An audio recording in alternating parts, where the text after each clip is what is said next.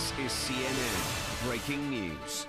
Let's get more now on our top story. Super Typhoon Haiyan. Last hour, the storm made landfall in the eastern Philippines, and it has all the makings of a major disaster. Torrential rain and winds of more than 300 kilometers per hour.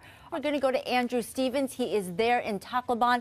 Andrew, he joins us now live. What's it looking like there right now?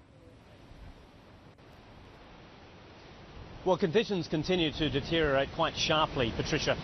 We are still, according to estimates of the storm chaser James Reynolds, who's a frequent visitor on our show, of course, who's with us here, we're probably about an hour or so away from the actual full brunt of the storm. But at the moment, it is significant gusts. We're quite well protected where we're standing at the moment, but looking out across the city behind us, we can see, I'm starting to see loose iron starting to be taken off roofs, things like that. So it continues to build. This is at the high end of a Category 5 storm. That's what we're being told. The local media is now referring to it as the storm of the century, Patricia, just to give you an idea.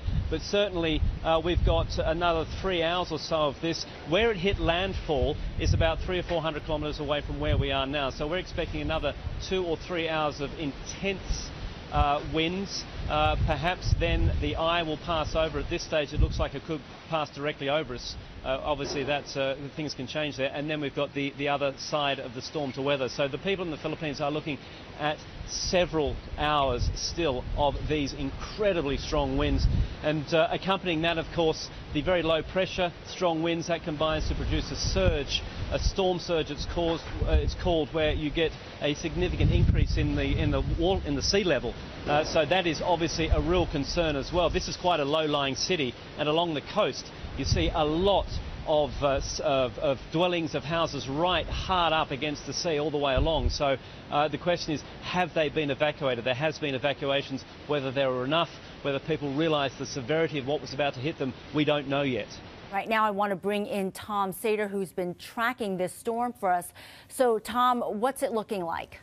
Well, conditions are going to continue to deteriorate, not only where Andrew is, but, you know, for the next 25 million people, the next that we'll see this system move from the east to the west. We're looking at a situation, in fact, you can see this is the greatest storm, not only for this year, but this is going to go down in history. Now, there's several elements that you look at with a storm of this size to actually rank them, and we won't know exactly where this would rank in history for maybe some time, but it's easy to say it could be in the top 10. Could be in the top 15. We've never seen one this strong and affects such a vulnerable area and a coastline which is defenseless.